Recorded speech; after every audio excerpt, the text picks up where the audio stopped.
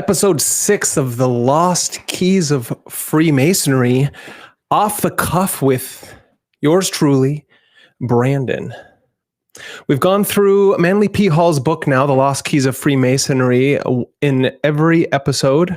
1, 2, 3, 4, 5, and now episode 6. So what we've been doing here in Manly P. Hall's Lost Keys of Freemasonry has been something quite different than what most people believe Freemasonry to be.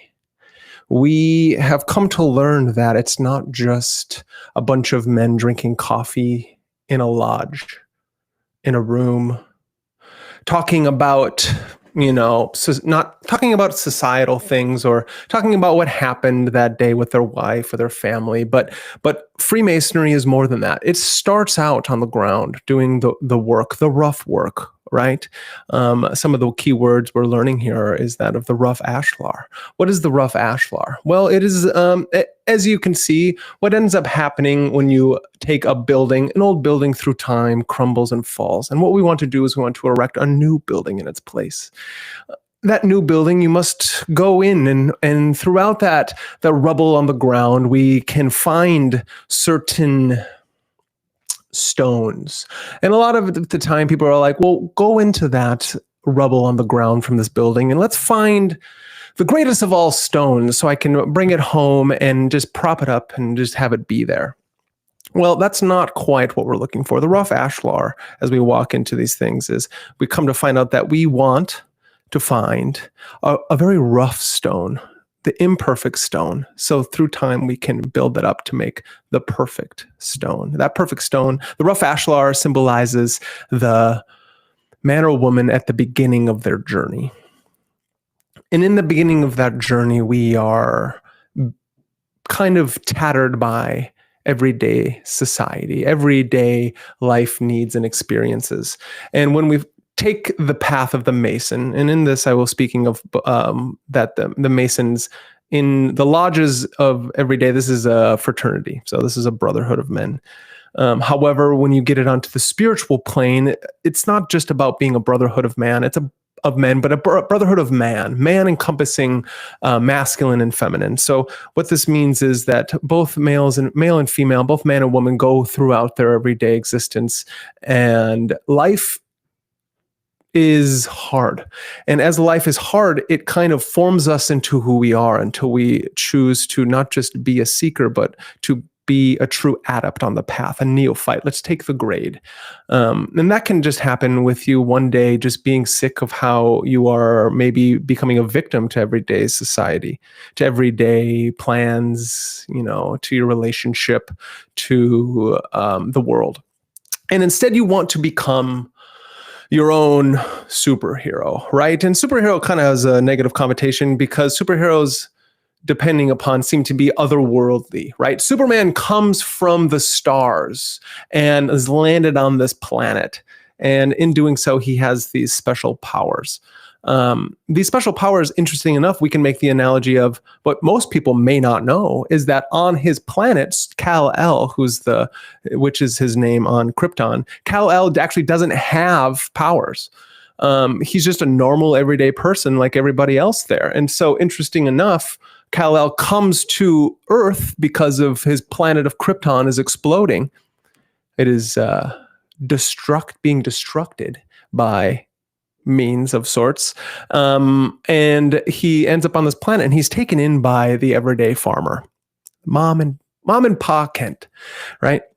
And what happens with this is that they raise him to be one of their own. Like he doesn't even realize that that's not his mom or dad.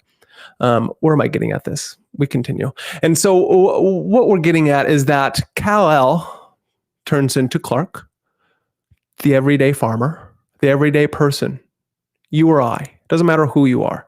And then Clark realizes one day that he's a little bit different from everybody else. I think we've all had that feeling. I'm a little bit different from everybody else. Interesting enough, if we all have that feeling, does that mean you're really all that different from anybody else?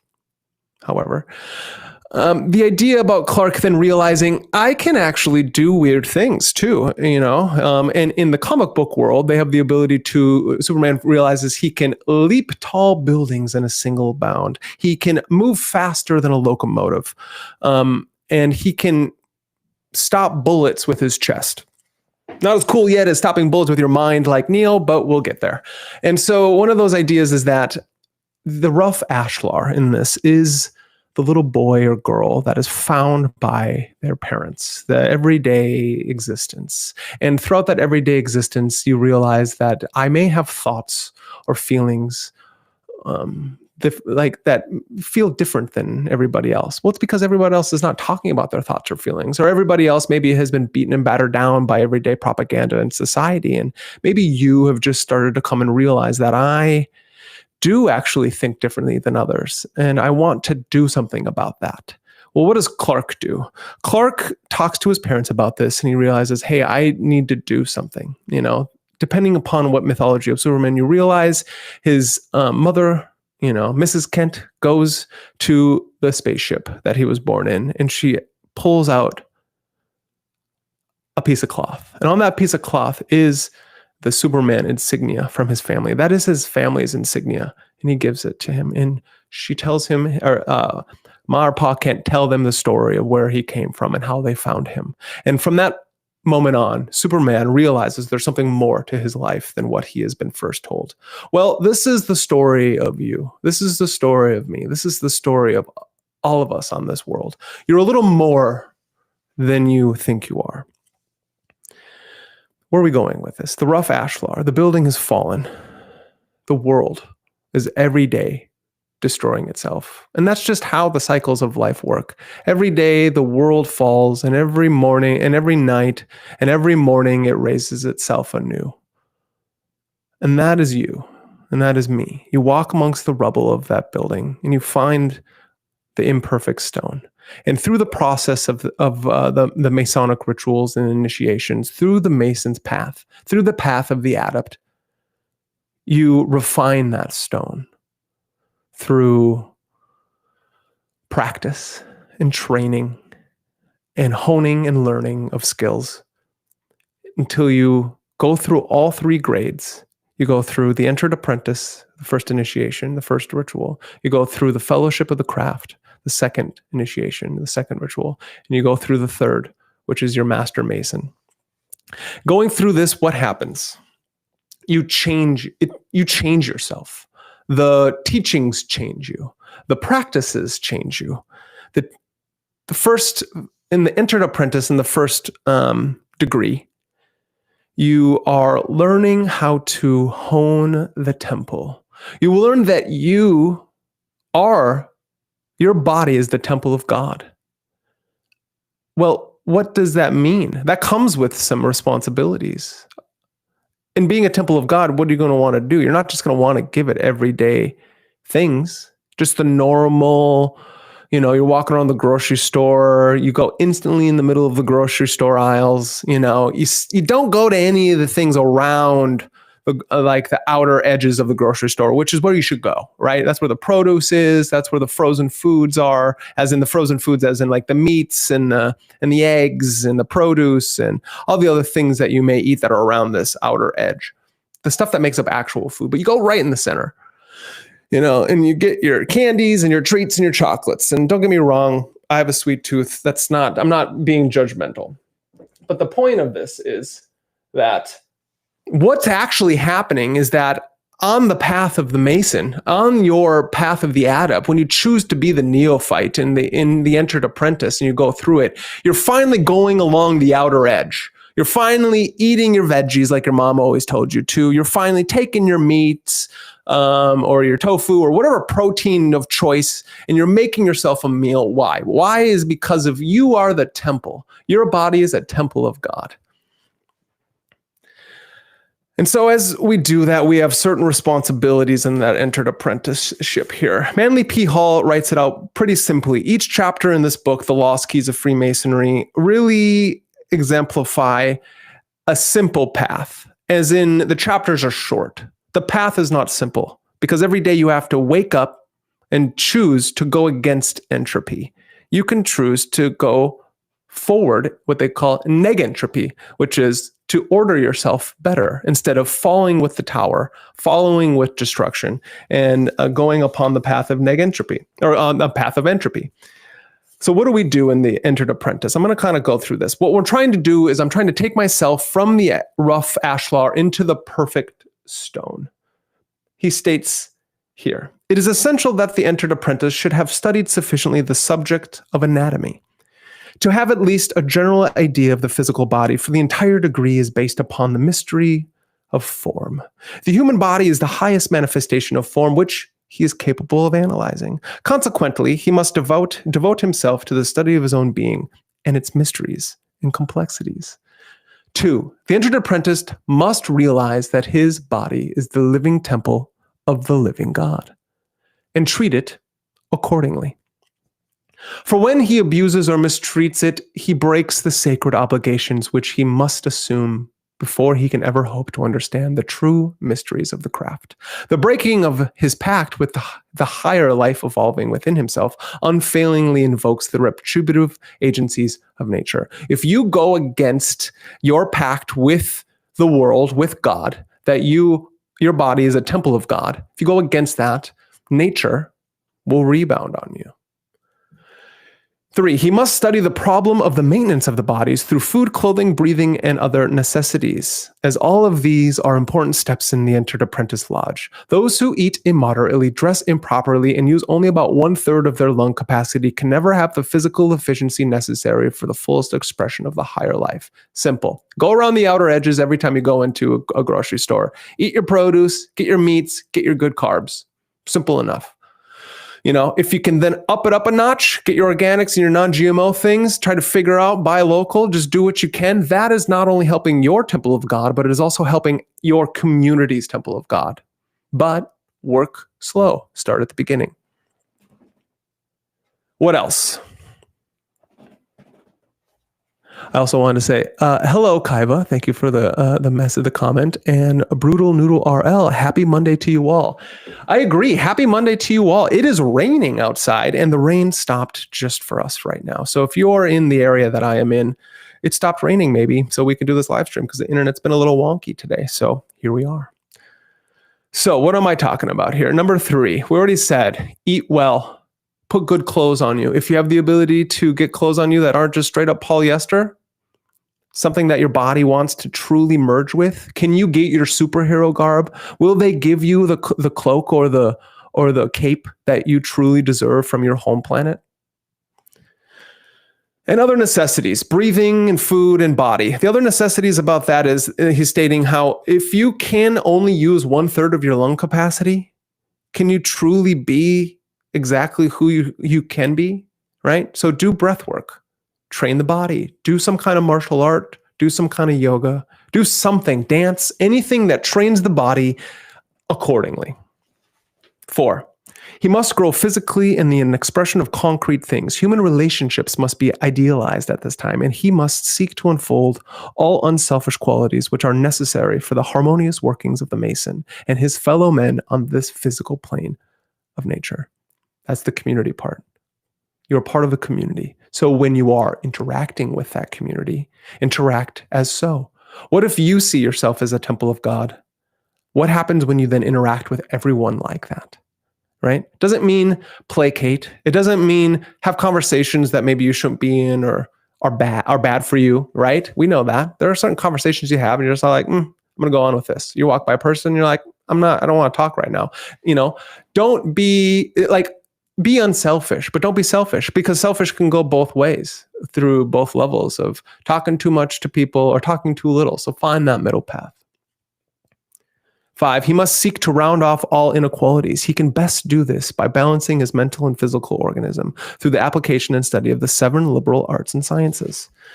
Pick up a book. Pick up a book. It's as easy as that. Pick up a book on anatomy. Pick up a book on philosophy. Pick up a book on one of the, like, geometry, mathematics. Pick up a book on science, right? But don't just get locked into one of those books. Read them all. You have years and years and years of your life. There's 24 hours in a day, 7 days a week.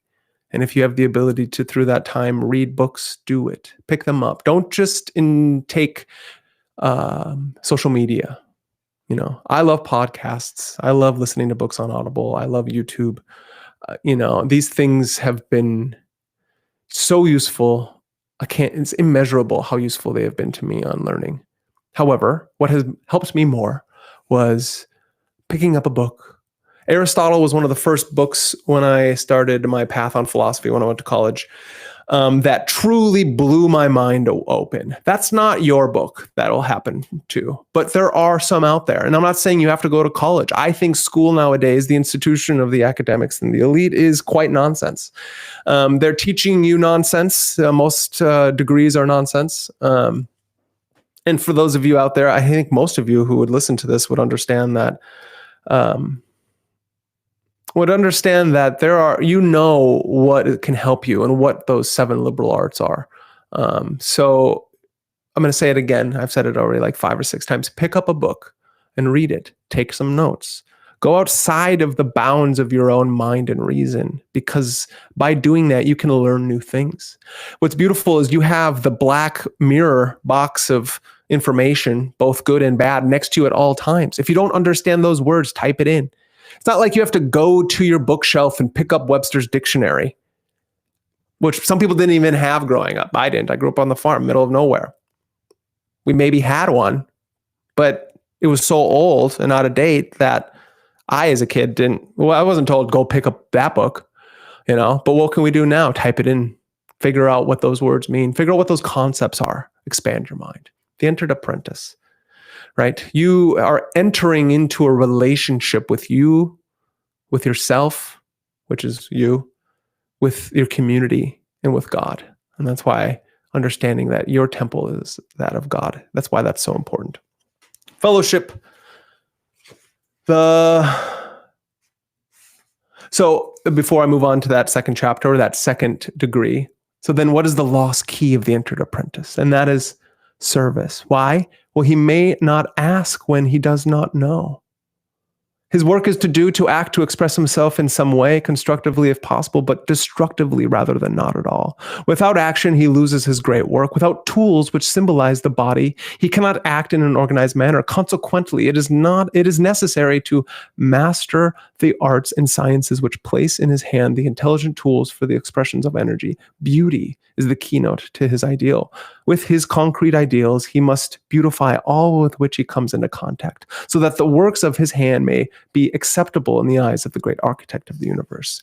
The great architect of the universe, as above, so below. What does that hermetic axiom mean? Well, in this instance, they're talking about be the microcosmic great architect of your universe.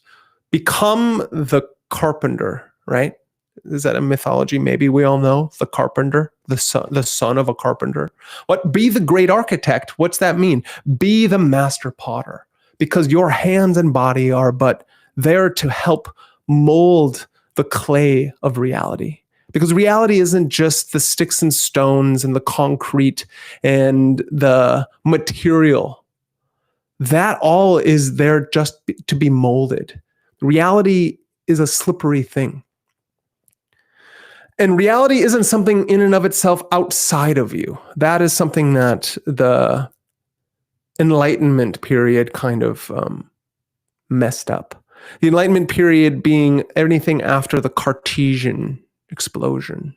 Descartes kind of did something that was beautiful. So we had all of these beautiful things, right? The mechanization of the world, creating all the technology that we play with today, but it's time to merge the world back together. It's time to bring science and mysticism, science and religion, and put them back together. It's time to put your body and mind and integrate them. And it's not like that you have to do that. It already is like that. So you must then change the way you perceive the world so that you can be the great architect in the microcosm of your own temple and mind, which they are an embodied one. They are consciousness intentionally perceiving and experiencing itself in the world.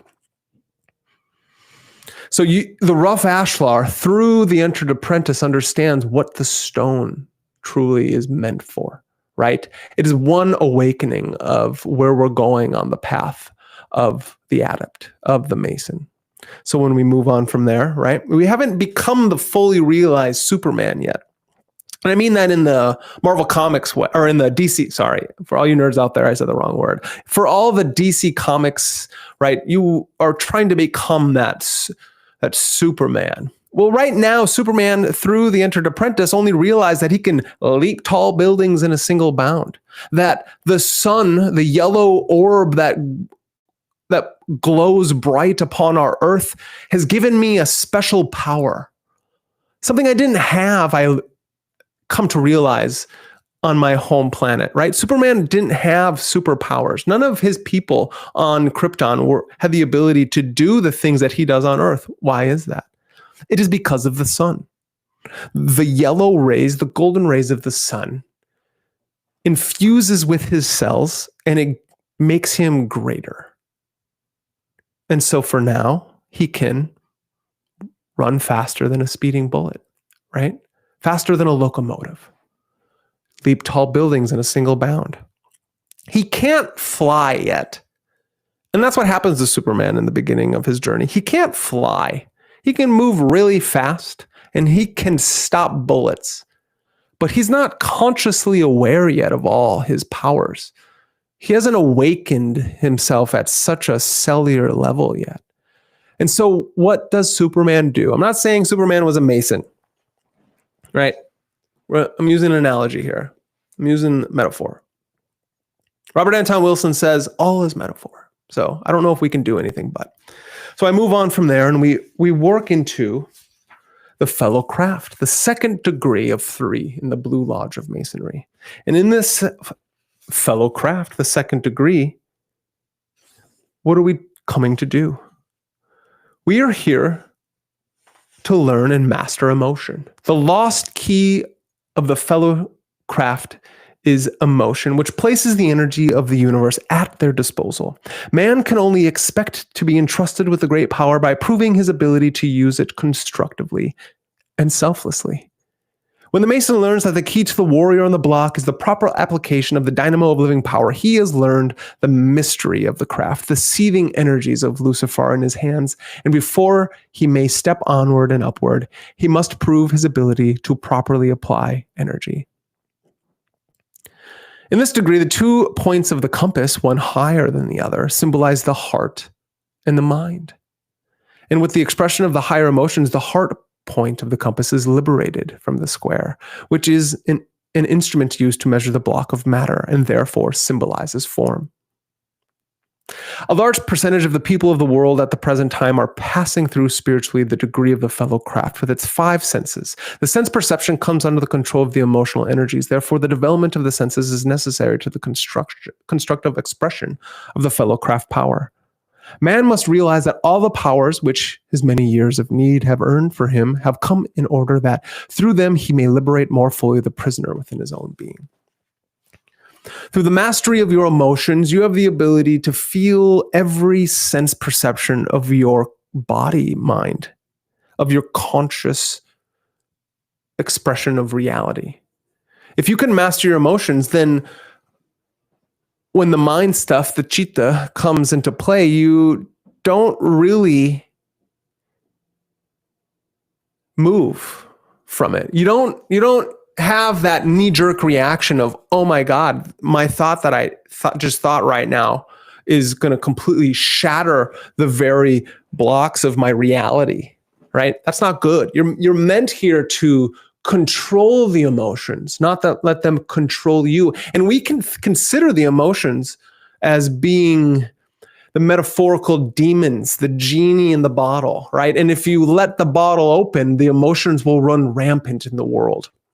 For instance, the Goetia, the lesser keys of Solomon, and the Goetia also are these demons that can be evoked.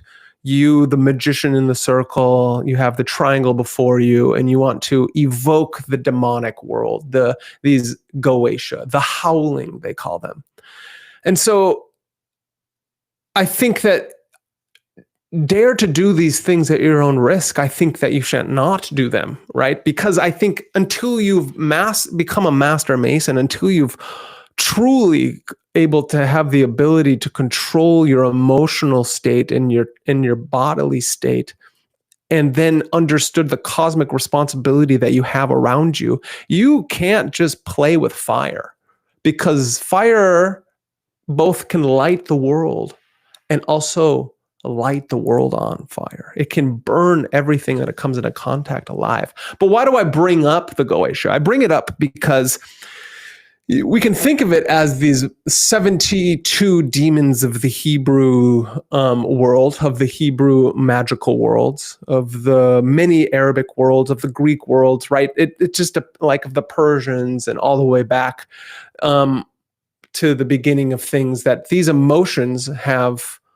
sentience, so to speak, have conscience, or not conscience, but have, they're alive. They are entities of their own right. These emotions are older than you or I.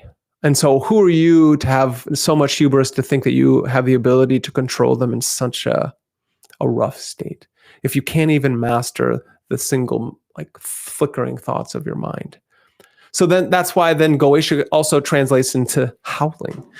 Howling, what do they mean by howling? Well, howling is not just like wolves, but what is that noise, that incessant buzzing of insects all around? And the image that comes to my mind is definitely coming from Promethea by Alan Moore.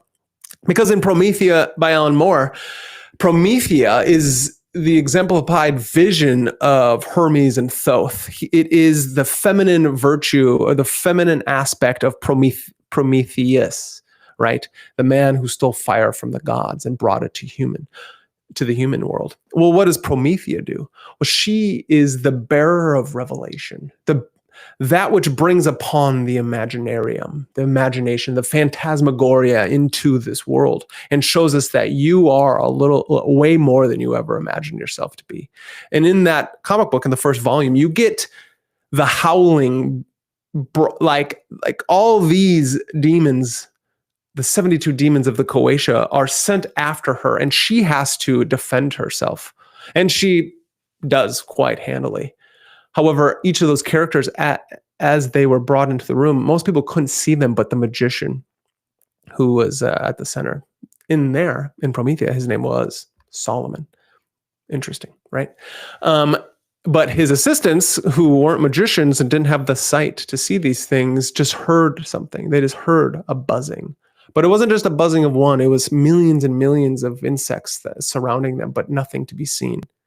So it comes back into the idea of what is the howling and what is these emotions and what are we doing in the fellow craft degree, is that you're trying to master your emotions, because it's not like the magician is always just evoking demons just for fun, but we are in the world, and being in the world, we must have the control to understand that emotions are everywhere, not just your own, but everybody's around you.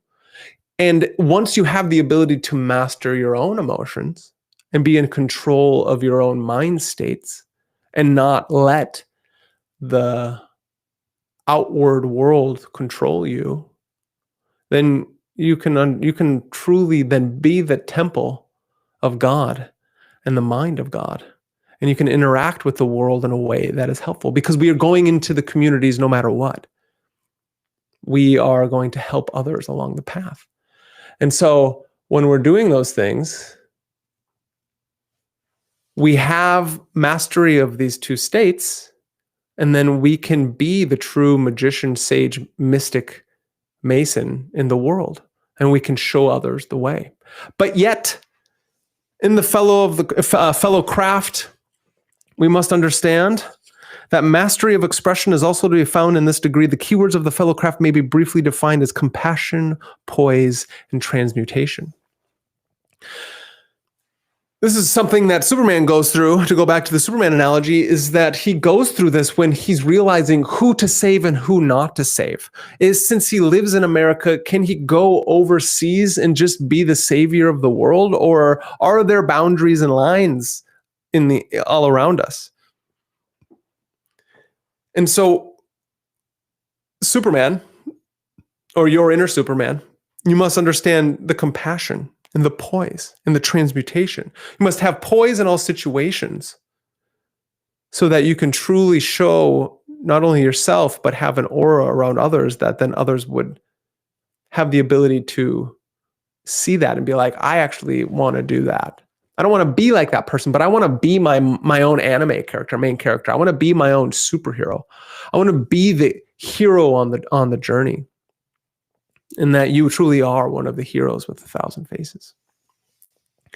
And so in that fellow craft degree, he states, is concealed in the dynamo of human life. The fellow craft is the worker with elemental fire, which it is his duty to transmute into spiritual light. The heart is the center of his activity, and it is while in this degree that the human side of the nature with its constructive emotion should be brought out and emphasized. But all of these expressions of the human heart must be transmuted into the emotionless compassion of the gods, who despite the suffering of the moment gaze down upon mankind and see that it is good. That the motionless compassion, meaning you have brought your emotions under control. You are the true adept of Stoicism. Not just Stoicism, we've moved on from that. We've moved into Hermeticism. We've moved on to being a sage in the world, a mystic on the path, a hero on his journey. And you see and have so if you don't have your own mind state under control, your own emotions under control, you can be moved by anything. That's why in Chinese Kung Fu or all martial arts, they first teach you rooting and grounding. Because all the stuff you do with your hands and your body are meaningless without having your roots dug deep into the earth. And by having your roots dug deep into the earth, you are embodying that earthly prowess, that earthly poise. And you have then the ability, since you are becoming a crucible for that internal spiritual fire, that we are taking outwardly expression and experiences of the world and transmuting them within. And then I'm letting go of the dross and the lead so I can become the gold, the philosopher's stone in this world. That then I have compassion for others because I'm not an egomaniacal maniac. That I want others to live a good life along with myself. And then I have poise. So I'm not just flaunting, right? In the Master Mason degree, you realize that you have a responsibility, and this responsibility holds a lot of weight. And that I'm going to be a key of transmutation. And so, to end that degree, the mastery of emotional outbreaks of all kinds, poise under trying conditions, kindness in the face of unkindness, and simplicity with its accompanying power. These points show that the seeker is worthy of being taught by a fellow craftsman. The mastery of the animal energies, the curbing of passion and desire, and the control of the lower nature mark the faithful attempts on the parts of the students to be worthy of the fellow craft. I see you out there, sketchy. He's not even that sketchy. Just want to let you all know. He's quite a nice gentleman. The transmutation of personal affection into impersonal compassion shows that the fellow craftsman truly understands his duty and is living in a manner worthy of his order. Personalities cannot bind the true second degree member, for having raised one point of the compass, he now realizes that all personal manifestations are governed by impersonal principles. 5, at this point, the candidate consecrates the 5 senses to the study of human problems with the unfolding of sense centers as the motive. For he realizes that the 5 senses are key, the proper application of which will give him material for spiritual transmutation if he will apply to them the common divisor of analogy.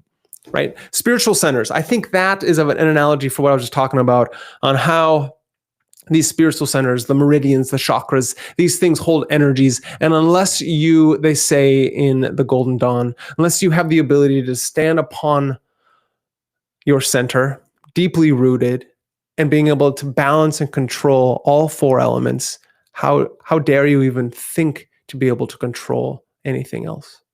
The lesser demons, or even bind yourself to integrate with the gods. And so if that's happening to you, that's happening to everyone, that these centers of energy are actually moving people, that they're kind of like robots or vessels for these other entities, vessels for these other energies that are out in the world. And until you break yourself free from the matrix, so to speak, break yourself free from the material world, break yourself free from your own emotive states and animal desires and passions, those energies are going to control you. So if you don't want to be controlled, do the work. And I think this comes to a point where Superman is trying to understand himself. So he goes through these things of like, am I supposed to go everywhere around the world? Do I have to stop at the local president's office or mayor and ask him if I should save this person? How do I go about moving in this world with the new perception of experience that I have? I don't really know, you know? And so what we're supposed to do here is that you're supposed to weigh these things up and down. You shall move with compassion, poise, and transmutation. And so I'm not saying that's what you should do, but just know that when you try to help others and help yourself by doing that, the analogy I think in this with Superman is also the analogy of in the game world, is that I've used it before, there are NPCs everywhere. In your dreams, it happens as well. That once you start waking up from the dream, the NPCs in the dream world, the dream people start to fight back because they don't want you to wake up. They want you to stay enamored in the dream. And I think those are the spiritual energies that are ruling our dream world and ruling our everyday world, is that they want you to stay asleep, just like the NPCs in the video game. If you as the video game person and the avatar in the video game start to realize you're an avatar and you start going off script, the NPCs in that world are going to like, hey, what are you doing? You're just like one of us. You're supposed to do these things. And I think that's the same with the Superman thing, is that Superman isn't like everybody else, but he's trying to show others that in their current state of being, that they can, even if they don't have superpowers, they can act like a hero. Not that they should go off fighting dragons that aren't on their path, but they should, on their path, do what they can to help themselves and help others. And then we got the Master Mason. And in the beginning of the Master Mason chapter, he's speaking about this character that is like looking up at the stars, and he's wearing just normal garb, and that interacting with everything around him, he's starting to realize his place in the world. And as that unfolds and you go through the grade of the Master Mason, you start to realize some things. The Master Mason embodies the power of the human mind, the connecting link which binds heaven and earth together in the endless chain. His spiritual light is greater because he has evolved a higher vehicle for its expression. Above even constructive action and emotion soars the power of thought, which swiftly flies on wings to the source of light. The mind is the highest form of his human expression, and he passes into the great darkness of the inner room, illuminated only by the fruits of reason. The prodigal son, so long a wanderer in the regions of darkness, has returned again to his father's house. Something to think about. One of the words, as they say, the widow's son. Long have we need to. Do you have any? Can you save the widow's son? I'm trying to remember what the phrase, and who is the widow's son? Well, that's all of us, right? Widow's daughter. We are all trying to find our way back to our family, back to what our true heritage is. I'm not saying like anything bad about our parents. I love my parents. Without them, I wouldn't be here, obviously. But to save the widow's son is to try to understand that we are trying to rebuild Hiram Abiff. In this stories, we've come to understand that Hiram Abiff is the analogy of the dying of the Master Mason, and we're trying to seek after him. We have these three beings, his three caretakers have killed Hiram. And what we're trying to do is we're trying to refine and put these pieces back together. It makes me think of Osiris.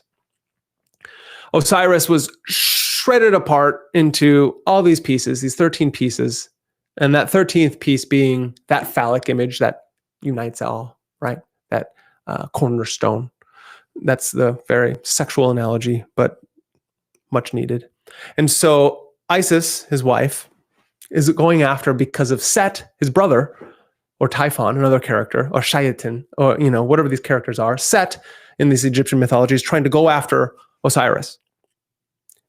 As in, he kills Osiris and he separates him, throws his pieces everywhere, and Isis goes out trying to find them. She finds almost all of them but one, and she's trying to find that last one. So I think that analogy, though, the Osiris analogy, the Hiram Abiff analogy, we are the seekers, and will somebody come please save the widow's son? This is an idea that every one of us is the son of that widow, the son of Mary, right? The Christ mythology. Joseph isn't dead, but Joseph is technically, supposedly, not Christ's father, Jesus's father. God is Jesus's father. Again, this is a myth. Doesn't matter if it's real or not. The myth is real. And that is that we are seekers on a path. And we must understand that once we understand that you're a seeker on a path and you become an adept and you're on this path to become that master mason, to attain these 3 degrees. And until you've attained that last degree, you are not a mason. You are just a neophyte on the path. And that we must put these pieces back together to build the temple of God up. The Adam Katamon of the Kabbalistics, right? Of the Kabbalists. The tree of life. To rebuild the tree and connect the Godhead back into the lower parts of that tree. Then we can truly understand who and what we are. So, to end that chapter, talks about transmutation. Masonry is eternal truth, personified, idealized, and yet made simple. Eternal truth alone can serve it. Virtue is its priest, patience its warden, illumination its master. The world cannot know this, however, save when Masons in their daily life prove that it is so. Its truth is divine and is not to be desecrated or defamed by the thoughtlessness of its keeper. Its temple is a holy place to be entered in reverence. Material thoughts and material dissensions must be left without its gate. They may not enter, only the pure of heart, regenerated and transmuted, may pass the sanctity of its veil. The schemer has no place in its ranks, nor the materialist in its shrine. For Masons walk on hallowed ground, sanctified by the veneration of ages. Let the tongue be stilled. Let the heart be stilled. Let the mind be stilled. In reverence and in the silence, stillness shall speak. The voice of stillness is the voice of the Creator. Show your light and your power to men, but before God, what have you to offer? Save in humility. Your robes, your tinsel, and your jewels mean naught to him until your own body and soul, gleaming with the radiance of perfection, become the living ornaments of your lodge. And so, just to even get into our episode for today, into this book, what we're ending with, the addenda or the addition, right? That's what that means. It's an addenda is like an addition to a book, to these chapters, is that, as I said in the beginning, the lodge of Freemasonry, the external, exoteric Freemasonry, isn't spiritual Freemasonry. What they do is they take you through symbols and rituals so that your body and mind can integrate these things. And then through the rituals, you experience certain things. So you experience these degrees as you go through them. However, he states in the book how, and we all know this, that in Freemasonry, not everybody who's in it, seems to me, most don't understand actually what's going on, even though what they go through, I've heard, is some of the most beautiful things that those people have ever experienced. I think that it's important to know that then life is the lodge. This world is the lodge. And that your choices in the world are the rituals and the initiation, if you choose to have them be that. I think then also, since what I'm talking about, and I may have talked about this in a previous episode, previous live stream, is that that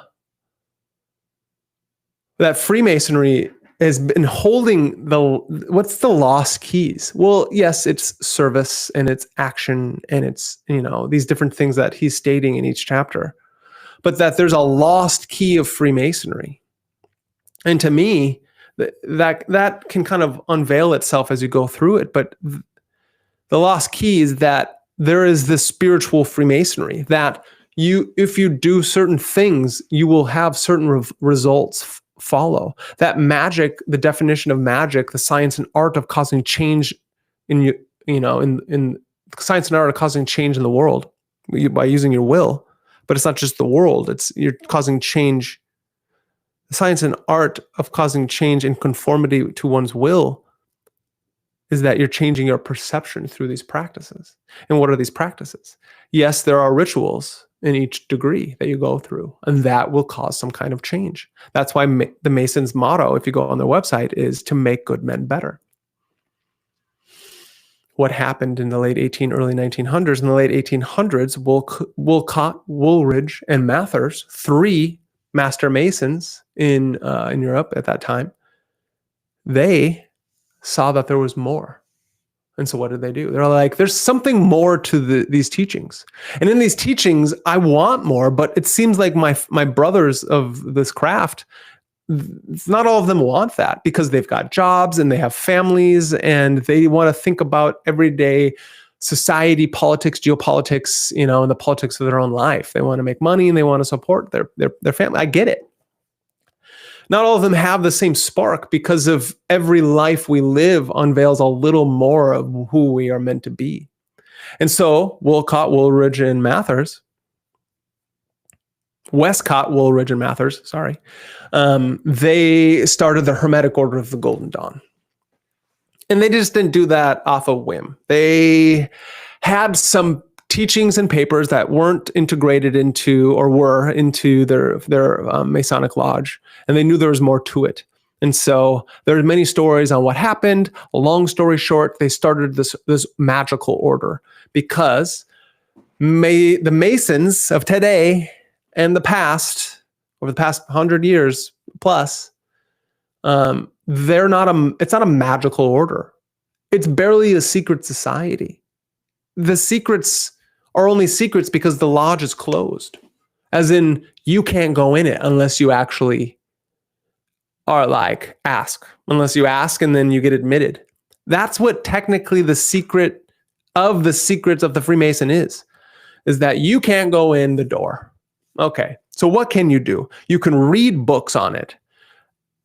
A lot of Manly Peace halls, the books have all the secrets that you need, as well as other brilliant writers throughout the ages. You can find them on the internet. All the secrets are there. But why are they secrets? They're secrets not just so what does this physical door shutting that you can't enter into lodge mean? Well, that's the material expression of when you read something, it only is going to give you what your mind can truly comprehend. And that's another part of the secret of Freemasonry, is that you can read the secrets all you want, but it's meaningless unless you truly practice, train, and have enough discipline to move through the world in a certain way. And I think that's what a lot of these conspiracy, I love conspiracies. I'm a conspiracy theorist myself, but it's one of those things that we forget to ground ourselves in philosophy.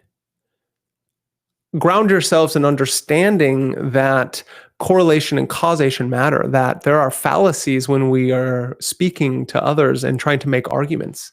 And one of those is that all Freemasonry is satanic.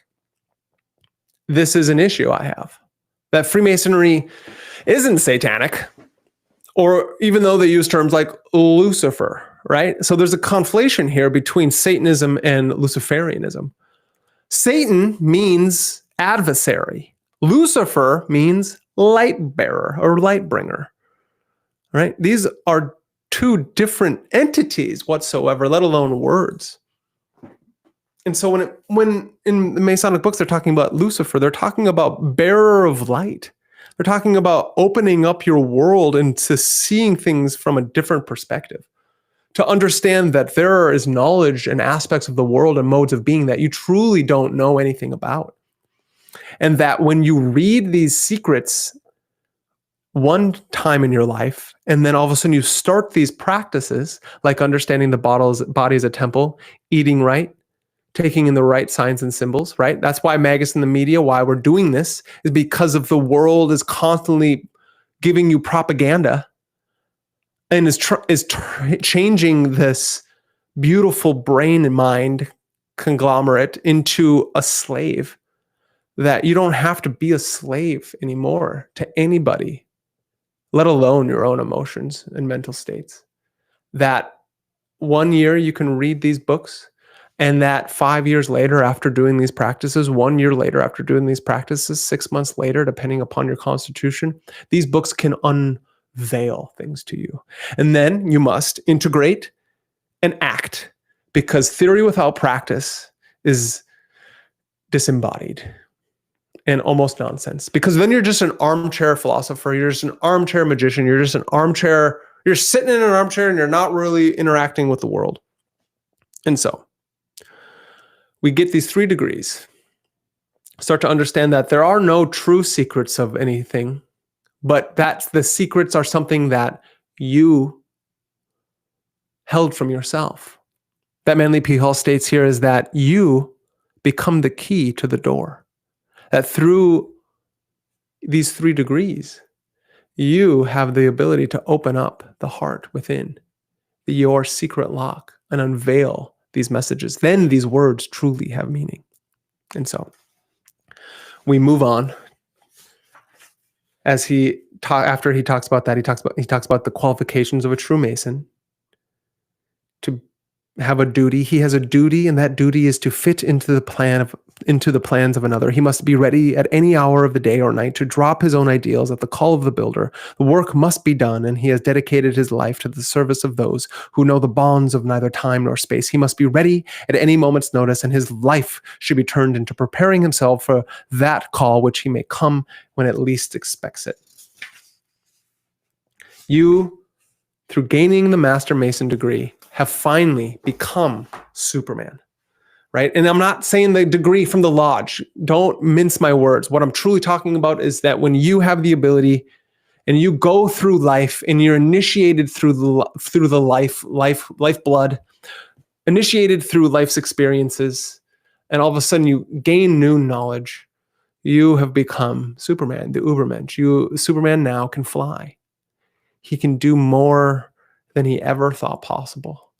But that means you now have more responsibility than you can ever imagine.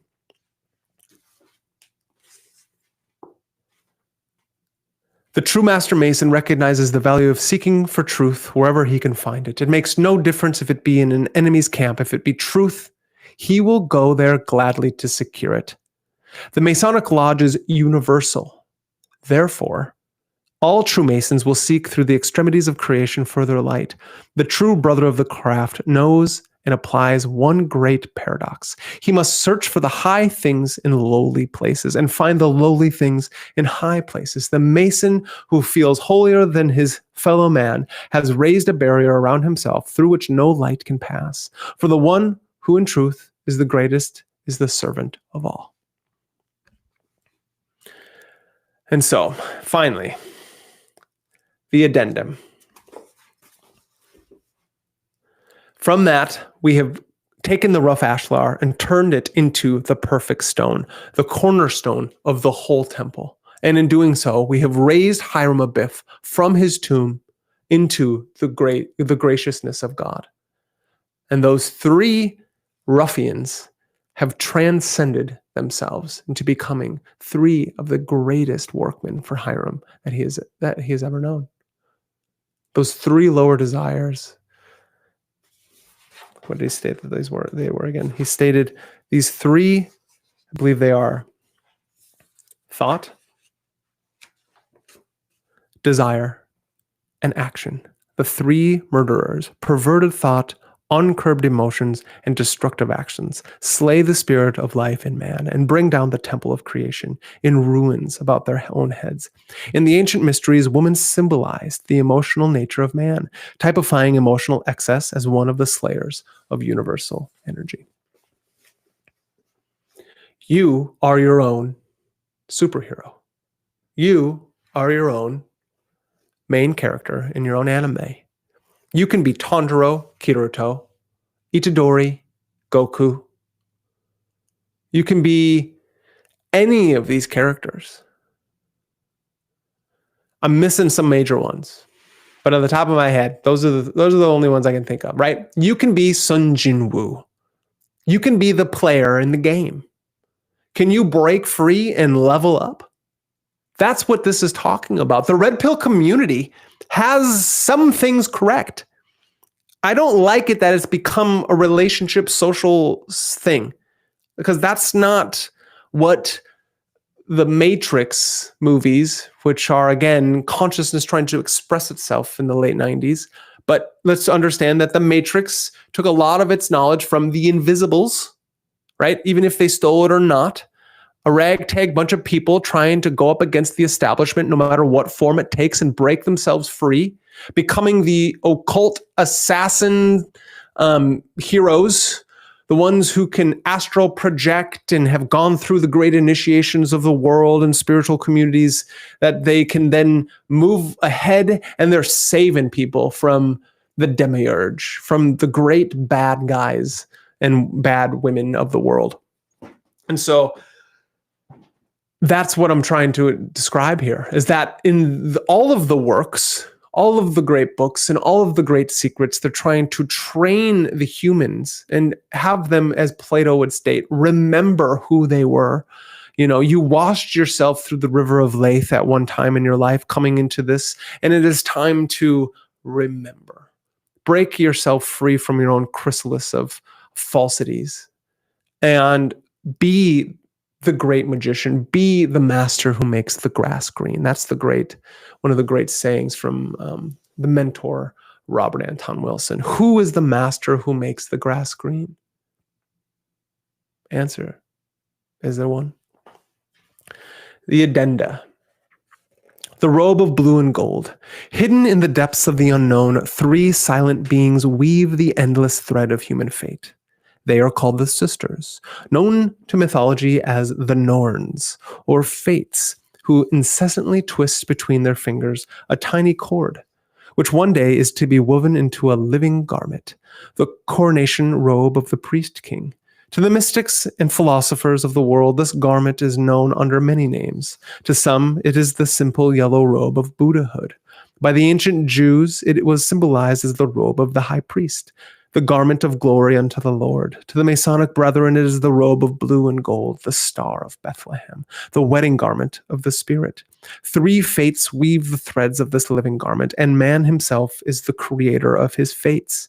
The triple thread of thought, action, and desire binds him when he enters the sacred place or seeks admittance into the tiled lodge. But later, this same cord is woven into a splendid garment, whose purified folds clothe the sacred spark of his being. We all like to be well dressed. Robes of velvet and ermine stand for symbols of rank and glory.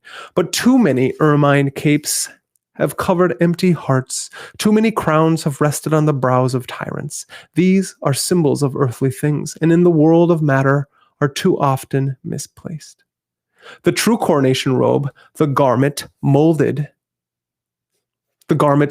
after the pattern of heavens, the robe of glory of the Master Mason, is not of the earth, for it tells of his spiritual growth, his deeper understanding, and his consecrated life.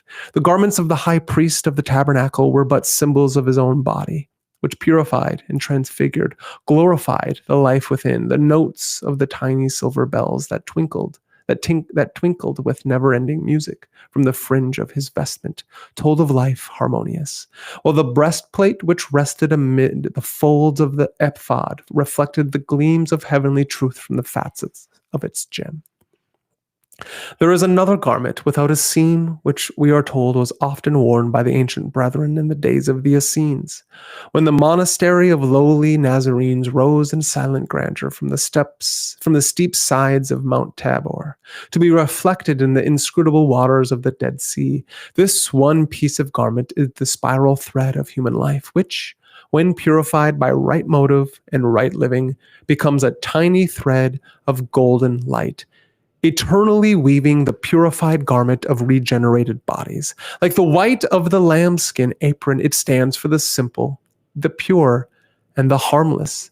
These are the requirements of the Master Mason, who must renounce forever this world's pomp and vanity, and seek to weave that simple one-piece robe of the soul, which marks the Master Mason, consecrated and consummated. With the eye of the mind, we still can see the lowly Nazarene in his spotless robe of white, a garment no king's ransom could buy.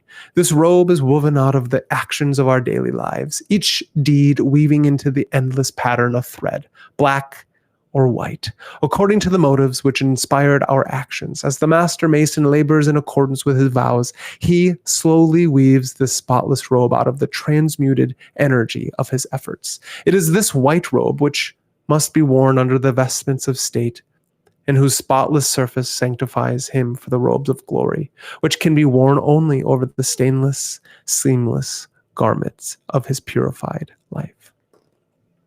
When this moment arrives and the candidate has completed his task, when he comes purified and regenerated to the altar of wisdom, he is truly baptized of the fire, and its flame blazes up within himself. From him pour forth streams of light, and a great ore of multicolored fire bathes him with its radiance. The sacred flame of the gods has found its resting place in him, and through him it renews its covenant with man. He is then truly a Freemason, a child of light. This wonderful garment, of which all earthly robes are but symbols, is built of the highest qualities of human nature, the noblest of ideals and the purest of aspirations. Its coming is made possible only through the purification of body and unselfish service to others in the name of the Creator. When the Mason has built all these powers into himself, there radiates from him a wonderful body of living fire, like that which surrounded the Master Jesus at the moment of his transfiguration. This is the robe of the glory, the garment of blue and gold, which, shining forth as a five-pointed star of light, heralds the birth of the Christ within. Man is then indeed a son of God, pouring forth from the depths of his own being the light rays, which are the life of man. Striking hearts that have long been cold, the spiritual ray raises them from the dead. It is the living light which illuminates those still buried in the darkness of materiality. It is the power which raises by the strong grip of the lion's paw. It is the great light which, seeking forever the spark of itself within all living things, reawakens dead ideals and smothered aspirations with the power of the Master's eternal word. Then the Master Mason becomes indeed the sun in Leo, and, reaching downward into the tomb of civilization, raises the murdered builder from the dead by the grip of the Master Mason. As the sun awakens the seedlings in the ground, so this Son of Man, glowing with the light divine, radiates from its own purified being the mystic shafts of redeeming light, which awakens the seed of hope and truth and nobler life. Discouragement and suffering too often brings down the temple, burying under its debris the true reason for being and the higher motives for living. As the glorious robes of the sun, the symbol of all life, bathes and warms creation with its glow, this same robe enfolding all things warms them and preserves them with its light and life. Man is a god in the making, and as in the mystic's myth of Egypt and the potter's wheel, he is being molded. When his light shines out to lift and preserve all things, he receives the triple crown of godhood and joins that throng of Master Mason who, in their robes of blue and gold, are seeking to dispel the darkness of night with the triple light of the Masonic Lodge. Ceaselessly, the Norns spin the thread of human fate. Age in and age out, upon the looms of destiny are woven the living garments of God. Some are rich in glorious colors and wondrous fabrics, while others are broken and frayed before they leave the loom. All, however, are woven by these three sisters: thought, action, and desire, with which the ignorant build walls of mud and bricks of slime between themselves and truth, while the pure of heart weave from these radiant threads garments of celestial beauty. Do what we will, we cannot stop those nimble fingers which twist the threads, but we may change the quality of the thread they use. We should give these three eternal weavers only the noble and the true, then the work of their hands will be perfect. The thread they twist may be red with the blood of others, or dark with the uncertainties of life. But if we resolve to be true, we may restore its purity and weave from it the seamless garment of a perfect life. This is man's most acceptable gift upon the altar of the Most High, his supreme sacrifice to the creators. So ends the addenda. And while that's happening, I was thinking of what they're talking about with the blue and gold robes, or the flaming light around the body. And what that reminds me of is the Merkava of the Jewish mystics, right? The rainbow body, the diamond body, the light body. So what is that? Well, through certain practices, as I've been stating, come certain results, right? Magic, the art and science of causing change into conformities of one's will, change in both the magician's mind and the magician's world. If you do certain practices through time, certain things happen. What we're trying to achieve is that light body, the connecting of the outer world and its electromagnetic frequencies, its higher levels of vibration as we build our temple. And then through doing that, we can create the throne of God right here, right now. The Merkava, or the chariot, as the Jewish mystics call it, Ezekiel was raised up in the chariot and becomes Enoch, right? Enoch being raised up to the light of God.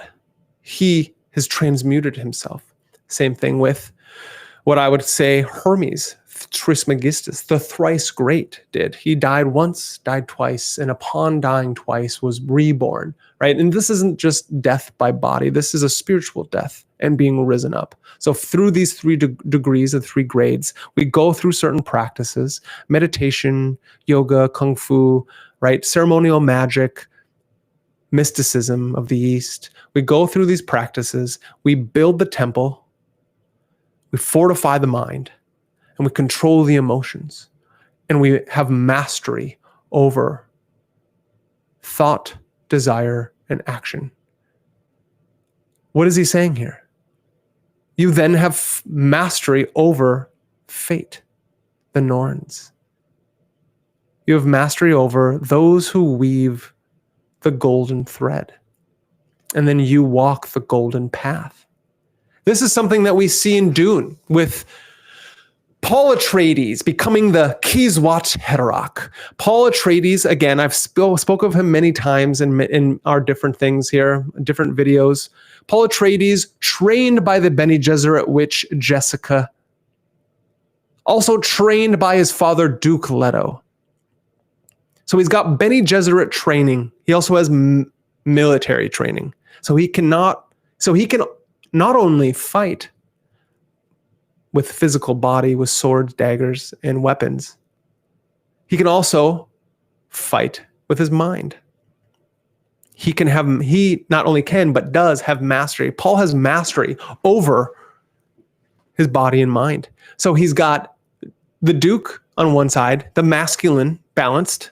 He's got the feminine on the other side. He's got Jessica and her sisterhood balanced. And with having the Duke, right, he's got the mentat abilities of Thufir Hawat, the mentat of the Duke Leto. So what does that mean? In Dune, they had the Butlerian Jihad. And so what does that mean? The Butlerian Jihad was the war against AI, the war against technology, against thinking machines. This is starting to, I know stories are stories, and, right? Stories are stories, and also there's something else. Because in our time frame, in our timeline, we can see that thinking machines are taking place. In the Dune universe that Frank Herbert discovered, they had to have a war against them because they were too reliant on these things. And so the power and the authority started going into the thinking machines. And so the Great War happened, the Butlerian Jihad. They had a jihad, a holy war against thinking machines. And since thinking machines went away, humans had to do that. But not all humans have the ability to do that at that time. It takes training and action. And so they created the mentats. The mentats were thinking machines, but as humans. Humans gained the ability to think like computers, logicians, right? Statisticians. They had the ability to make such great computation. And so Paul Atreides, the seeker, the adept on a path, was destined, that's the word I'm thinking of, was destined to become the Kiswach Haderach. It almost like he didn't have any choice. He was born of the witch Jessica. And I mean witch in a way that's actually true. I mean, not like your new agey witches. It's kind of disgusting, right? Not these people who play around with things and don't actually make change, who haven't taken their emotions under control, who haven't mastered their bodies, right? I mean, true sorceresses, true adepts who've gone through the initiation levels to become the Bene Gesserit, to become part of the sisterhood. Paul is taken that and integrated that. Again, I'll repeat it. He's taken his father, the Duke Leto, the great honor. He's a man of honor and discipline. He knows how to control and lead a whole world. And then with the mentat that comes along with that status logician, the greater, just as great computationally as a thinking machine. And then you get Paul. And the story of Dune is just that. Paul goes on he is initiated through tragedy and suffering. And he falls upon the golden path. He takes the great drug of spice. His prophecies and vision that he had as he was going through the Gom Jabbar test and going through starting to intake spice for the first time, his dreams start to become wild. They start to come true because his life and the life that is to be lived of him start to mesh. And he becomes somebody who can defy the fates themselves. Because the golden thread that the three fates weave can become the golden path that you all walk. So through training, practice, discipline, right mind, right thinking, right action, you can become just that. And we must understand that how Frank Herbert wrote this is, again, you must be wary of charismatic leaders. And so he wasn't trying to write a hero's story. He was trying to tell you that as you're on the path, even when you become enlightened, there will be trials and tribulations that you'll go through. And if you have high enough status, right? He was the Duke's son. He was the great Jessica's son. And so he had a little more heavy of a responsibility than maybe your everyday farmer's son, right? But we all bear the responsibility that is on our shoulders. And so if you're a farmer's son or a duke's son, it doesn't matter. You still have the weight of the world on your shoulders. And you will go through things in this life that you will be tested. And if you choose something in a certain way, you could start changing the paradigm where you're not the hero on the journey anymore, but you've become corrupted. And so even those, right?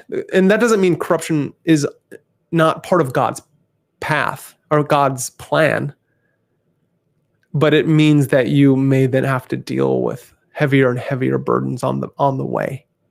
So the Kiswach Haderach, the Adam Katamon, the Shenren, they have all activated this light body and become an adept, not just a seeker. They have transmuted themselves and become the Philosopher's Stone. And so the light body, like the Merkaba, like the rainbow body, like the diamond body, these are things that if you do certain things, certain results will follow. But you have to do more than just go sit at a lodge and read a book or listen to things. But you truly must practice, because life is the mystery school that we are looking for. And you are the hero that you've been waiting for. And so I was going to get to this last chapter. It's the Emerald Tablets of Hermes. And maybe I should just do it now. We're doing it live, so let's just finish it right now. Because once I finish this book, the beautiful thing about The Lost Keys of Freemasonry by Manly P. Hall, which we've been reading, it also includes classic works such as Freemasonry of the Ancient Egyptians and Masonic Orders of Fraternity. So once we're done with The Lost Keys of Freemasonry, which we're going to finish it right now, stay tuned for the next few moments. We're then going to go into those things as well, because I think they really exemplify and help us understand what's going on. So let's get it. The Emerald Tablets of Hermes. Before I go on, there is a man out there. His name is Billy Carson. Stay away from Billy Carson. He's one of those Gaia kind of characters, like Gaia as in like the TV, YouTube channel. And I'm not saying that he's an outright liar, but what I am saying is that he's not all that truthful in a lot of his stuff. And so I'm specifically talking about the Emerald Tablets of Hermes, or the Emerald Tablets of Thoth, or just the Emerald Tablets in a whole. Really question what you're getting from some of these spiritual gurus and teachers out there, these people who have platforms, because they're not all correct. And we all spew propaganda at times. We can't actually help it. It's how our brains work. And so what we can do is we can tell everyone to go out and do their own research, find their own practices, and and find discipline in those practices. Be a good person. What I will state, there are a lot of YouTube channels out there, along with Billy Carson's, that are talking about something like the Emerald Tablets, and they're telling you that they're like underneath the Great Pyramids or the Sphinx's paw, or and that they are unveiling these secrets and stuff like that. And I think that there are such things as the Emerald Tablets of Hermes. I'm going to read to you what Manly P. Hall talks about. But what I'm saying is that there are certain connections, and I'll probably do a whole YouTube video on just that there are false teachers out there, psychopomps. Be weary of men and women with forked tongue, they say. And it's just there's a bunch of them. They're either trying to tell you that they're like channelers from the Pleiades, or that they have some kind of like secret teaching, right? And I know that this book is called The Secret Teachings of All Ages by Manly P. Hall. But once you get into it, you realize he's not telling you secrets that only you can get from him by paying some exorbitant amount of fees. He's telling you mythologies and philosophies and stories from the ancient path. And this book right here was $25, and I've owned it now my whole life since I've been like 20 years old. So pennies, you know what I mean? I've spent half pennies on this book then, through time, instead of trying to outsource my knowledge to somebody else. Because what happens when I pick up these secret teachings from these books from people who are credible, what they do is they tell you to go do more research. And so that was just this. I just want to talk about that. I just want to be like, hey, the Emerald Tablets of Hermes, not some crazy thing from maybe a guy by the name of Hermes Trismegistus, right? This could be an adept. This great Hermes, this god Hermes, the messenger of Zeus, right? So, side note. Now we get into it. So the last addenda, right? The addition to the end of the Lost Keys of Freemasonry, the Emerald Tablet of Hermes.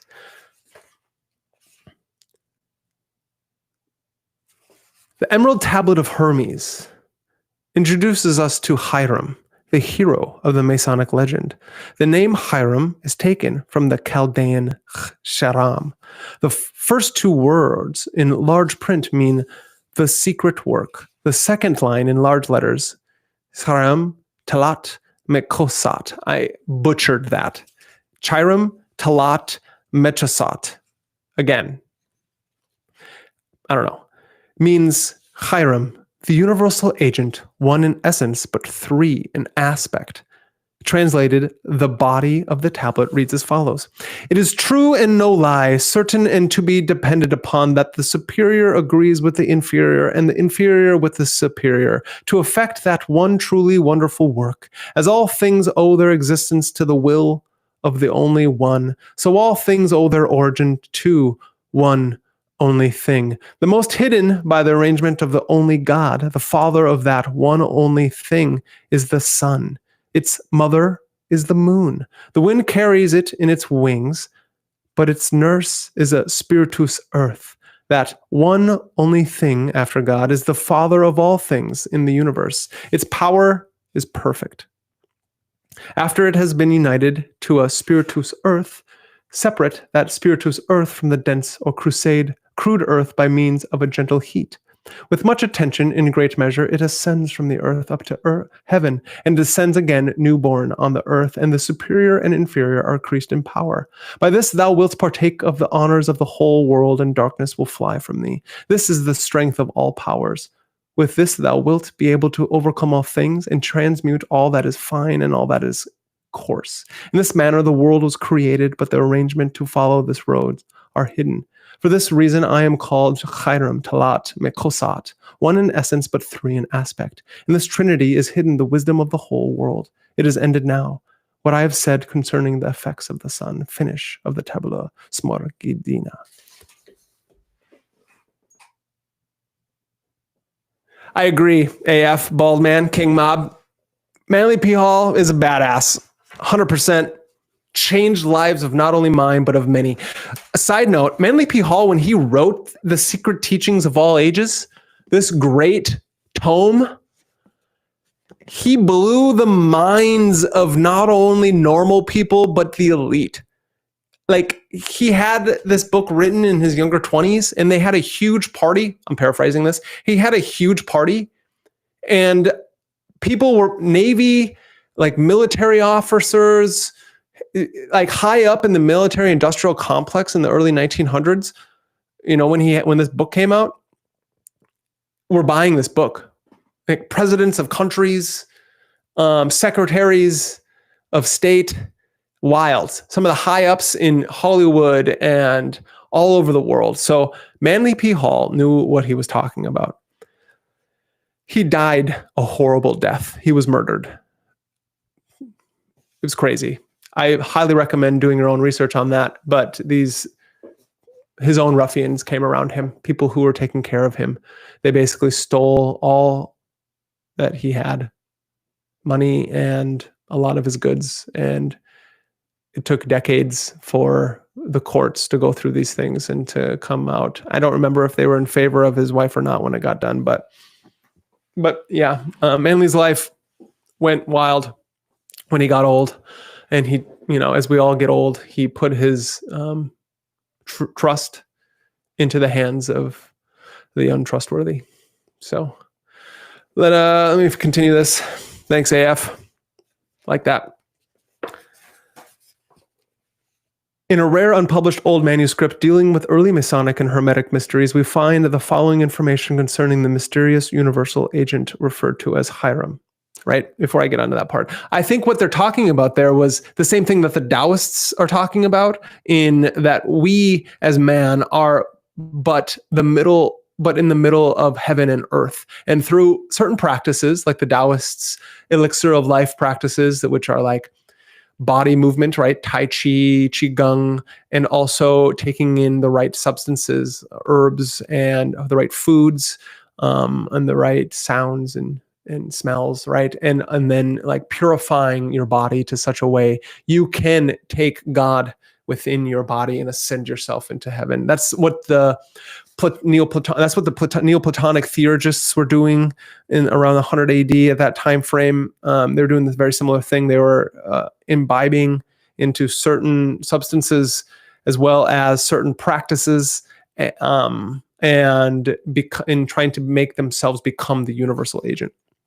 I go on. The sense of this emerald tablet can sufficiently convince us that the author was well acquainted with the secret operations of nature and with the secret work of the philosophers, alchemists, and hermeticists. He He likewise well knew and believed in the true God. It has been believed for several ages that Cham, one of the sons of Noah, is the author of this monument of antiquity, a very ancient author whose name is not known, who lived several centuries before Christ, mentions this tablet and says that he had seen it in Egypt at the court, that it was precious stone and emerald, whereon these characters were represented in bas relief, not engraved. I don't know what that word is, bas relief. You can tell me in the chat. He states that it was in his time esteemed over 2,000 years old, and that the matter of this emerald had once been in a fluidic state like melted glass and had been cast in a mold, and that it is this flux the artist had given the hardness of a natural and genuine emerald by alchemical art. The Canaanites were called the Phoenicians by the Greeks, who have told us that they had Hermes for one of their kings. There is a definite relation between Hiram and Hermes. I don't know if you heard that, but it said the Canaanites were called the Phoenicians by the Greeks. Somebody out there, do your research on who the Canaanites are. Then do the research on who the Phoenicians are. And then just take some leaps and jumps and try to understand what that statement means. So who are the Canaanites of today? All I'm saying. And then what did the Phoenicians do? I don't know. Just whoever's out there, figure that out. I know who you are. I know. I can tell. Hiram is a word composed of 3 words denoting the universal spirit, the essence whereof the whole creation does consist in the object of Chaldean, Egyptian, and genuine natural philosophy according to its inner principles or properties. The 3 Hebrew words, Chama, Rauch, and Majim, mean respectively fire, air, and water, while their initial consonants, CH, R, and M, give us Hiram, that invisible essence which is the father of earth, fire, and air, and water, because although immaterial in its own invisible nature as the unmoved and the electrical fire, when moved it becomes light and the visible, and when collected and agitated becomes heat and visible and tangible fire, and when associated with humidity it becomes material. The word Hiram has been metamorphosized into Hermes and also into Herman, and the translators of the Bible have made Hiram by changing chet into he, both of these Hebrew words, signs being very similar. In the word hermaphrodite, a word invented by the old philosophers, we find Hermes changed to Herm, signifying Hiram, or the universal agent, and Aphrodite, the passive principle of humidity, who is also called Venus, and it is said to have been produced and generated by the sea. We also read that Hiram, or Hiram, or Sharam, or the universal agent, assisted King Solomon to build the temple, right? This is what we've learned throughout this whole book. Hiram assisted Solomon. He was the great guy to do the great thing, and then he was bashed and died in all the directions, and we so on and so forth. Go back to episodes 1, 2, 3, and 4. You'll get the whole thing, 5, and then all of a sudden here we're here at episode 6, and we're talking about these legends all over again. And I'm going to go to... For episode 7, I'm going to go into the secret teachings of all ages. I'm going to give you the entire legend of the Hiram Abiff, and it's going to be wild. So, I go on. We also read that Hiram, or the universal agent, assisted King Solomon to build the temple. No doubt, as Solomon possessed wisdom, he understood what to do with the corporealized universal agent. The Talmud of the Jews says that King Solomon built the temple by the assistance of Shamir. Now, this word signifies the sun, which is perpetually collecting the omnipresent, surrounding our electrical fire or spiritu mundi, and sending it to us in the planets in a visible manner called light. This electrical flame, corporealized and regenerated into the stone of the philosophers, enabled King Solomon to produce the immense quantities of gold and silver used to build and decorate his temple. These paragraphs from an ancient philosopher may assist the Masonic student of today to realize the tremendous and undreamed of store of knowledge that lies behind the allegory, which he often hears but seldom analyzes. Hiram, the universal agent, might be translated Vita, the power eternally building and unfolding the bodies of man.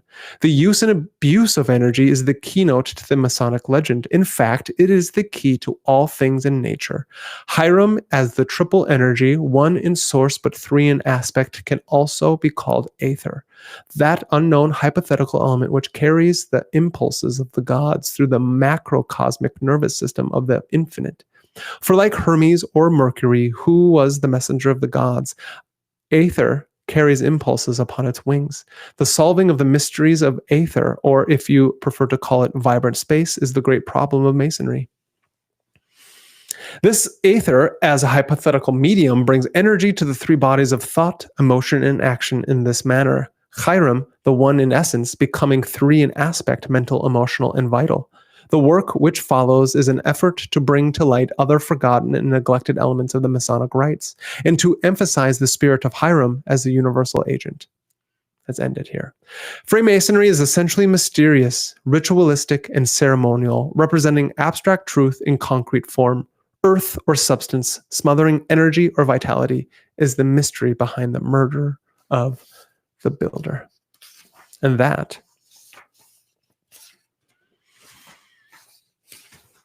is almost the ending of the lost keys of Freemasonry. I forgot that there's actually the Egyptian initiate at the very end, which we'll get to next episode. Yo, what's up, Devlin? So, what we've come to now, reading these chapters, is that to go back to the Superman analogy, or going back to the analogy of the master builder, the analogy of who we are, what we are becoming, the light bringer, the light builder. What does it have to do with light? You know, why is light around us? Why does Superman gain his powers because of our sun? And then other things happen because, you know, and he loses powers because of other things, right? And what we're truly doing here is we're coming to understand that, again, through certain practices, certain results happen. And when you're encompassing yourself, Superman ascended into the next level when he flew directly into the sun, thinking it was going to override him and he would die. But he came out of that in All-Star Superman by Grant Morrison. He came out of the sun and was glowing radiantly and basically ascended to the next level of whatever Superman's levels are. I will side note state that supposedly the new Superman, he in the new Superman movie is going to be a lot like All-Star Superman. So they're trying to make it seem like he's stealing a bunch from the Man of Steel series, but really he's going to integrate things. So hopefully it's good. I don't know. Back to this. It's one of those things that we come to see is that when we're on our path, we want to have certain abilities to train our body, train our mind, and train our emotions, and become the master who makes the grass green, become the master magician, become the master sage mystic. And how we do that is through understanding that our body is a temple of God, that we will move through service and have right action. And once we understand that as the temple of God, we are then going to interact with the world as such. In John St. John by Aleister Crowley, which is his diary's work, that was one of his ways of trying to understand the world around him and gain conversation and knowledge with the holy guardian angel. He walked around the world because what he was trying to do is he was trying to take on the same practices that they did way back in the day, where when you walk around the world, every flower and every piece of garbage and every person and every car and everything you see is also a temple and God. It's a temple of God, and they are God incarnate. And so you're not only seeing people like that, you're seeing signs and symbols everywhere as being part of, in the AA and in the Hermetic Order of the Golden Dawn and a lot of these magical societies and magical teachings, they will teach you, even if you're self-initiated, that you're going to want to train with the tarot, with these deck of cards that basically have merged themselves with the tree of life of the Kabbalah and have secrets and symbols of not only Hebrew, but also Phoenician, but also Pythagorean, but also Platonic, but also Hero's Journey of Joseph Campbell. It's like the human collective unconscious unfolding onto a deck of cards. They have the 4 elements, and they have everything associated with self with walking up the tree of life. And so when you're studying these cards, you have the major arcana, which is both archetypes and also a series of the Fool going through the human journey and ascending and integrating itself with the divine, with the world, and with the universe. And then the Fool goes on his journey, on his path again, And so what you're doing is you're seeing outside into the world, you're seeing signs and symbols, and you're interpreting them as God giving you signs and symbols. And it's not something where you're like schizophrenically going crazy, like God's talking to you, right? Don't do that, right? Understand that you have an ego. I have an I ego, Brandon, who works and has a relationship and, has to do daily tasks, menial things to the mundane things, to the great things, right? The great work. I must walk the world as if I'm seeing all these signs and symbols and interpreting them as such. Because then what I'm doing is when I'm going through these initiations, self-initiations or initiations with Lodge, every time you're integrating these symbols, it's actually integrating and opening up your organs in your body, and it's becoming part of you. So then as you're doing these practices to become your own main character of your own anime and becoming the superhero and the hero with 1,000 faces, when you're understanding that you are that which is Tattva Masi, when you are the lotus blooming from the muck, Om Mani Padme Hum, like these mantras and these things that we're doing, you are becoming the Buddha. You are the Buddha. You're not just becoming something that's outside of yourself, but it's that awakening what is within and truly trying to escape. Which is then why Robert Anton Wilson wrote a book called Prometheus Rising. And it's a normal robot with Prometheus searching and like trying to reach for the stars, reach the flames to bring it back to the rest of the world, right? Prometheus was a bodhisattva. Maybe these connections aren't made as much as they should be, but you are that person who's walking in the world and you're bringing service to others while also bringing service to yourself.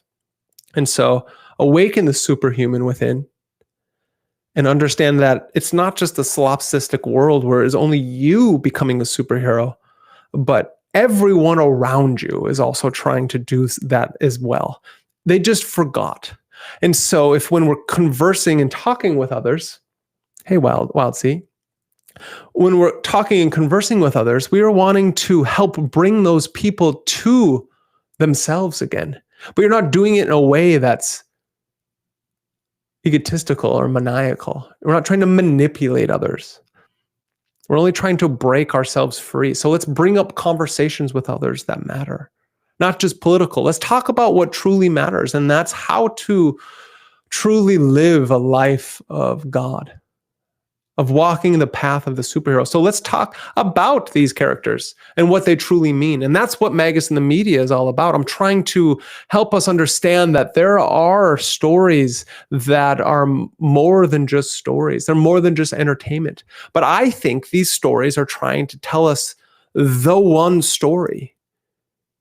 And that one story is the story of you escaping from your normal life and walking the path of the hero. That's what Joseph Campbell was talking about, right? The hero with 1,000 faces. The hero's journey is not just some writer motif that's just written, that's there for writers to take and try to like script into a quick story. It's something that you're supposed to integrate and just like let the characters unfold themselves. Let the characters tell the story for you. Don't be the inventor of a story. Be the discoverer of a story. Be the discoverer of new realms. And so as we wrap up our live stream here, we've been going for an hour and a half. I appreciate every one of you that is out there listening to this and listening to me. If you have any questions, please comment right now and ask. What we're doing is, what you'll see on my channel is I'm going to be coming out with a video on Demon Slayer.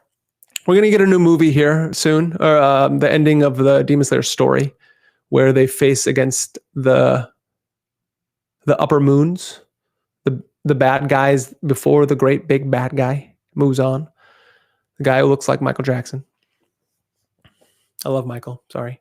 But he looks like it. So whoever was the writer or the author of that, he's got the hat, he's got the coat. But neither here nor there. So I'm going to be coming out with that. Why is that important? Well, because what we're talking about, so in the fellow craft, he's talking about the breath. If you only use 1/3 of your breath, of your lung capacity, can you truly even be called human? Basically, can you truly do what you're sent out to do? In Demon Slayer, they have breathing techniques. So when they're going through their breath work, when they are using the sword, you're using a certain breath technique, and that's based off of the elements, and you're able to do a cool power, and it looks and is animated in one of the most spectacular ways possible. But those breathing techniques call back to Raja Yoga, pranayama, chanting and mantra, the breath work of the Qigong and Tai Chi. It's really important. And so through the Demon Slayer story, a manga, it's just not a manga. It's not anime. It's more than that. And they're trying to tell us this archetypical mythological story. I'm also going to be having I'm going to be breaking down chapter by chapter an ongoing manga right now that I believe will truly be one of the greatest animes of all time when it comes out. It's going to break the internet. It probably will top Freemasonry, Solo Leveling, Jujutsu Kaisen, I think. Again, I'm biased because that's what I like. Swordsmen who have a legacy to withhold and have vengeance. He's trying to, vengeance to somebody killed his father, right? So I'm going to be coming out with episodics week by week, 1 or 2 episodes a week on that, as well as there's a season 2 of Sandman is going to be coming out. And I will state that season 2 of Sandman, the comic book written by Neil Gaiman, he wrote one of the greatest literary achievements of all time. It's called Sandman. It's a comic book. It's not just a comic book, but it is a comic book in the comic book format. It tells all the greatest literary stories in this one comic book of this character called Dream, or the Sandman. Netflix did it. It's not terrible. They took out all the magic that means something in esotericism and alchemical symbolism, and they kind of hollowed it out, and they did some weird stuff that we'll talk about in that. I will be coming out with that soon as well, and I'll coming out that week by week. So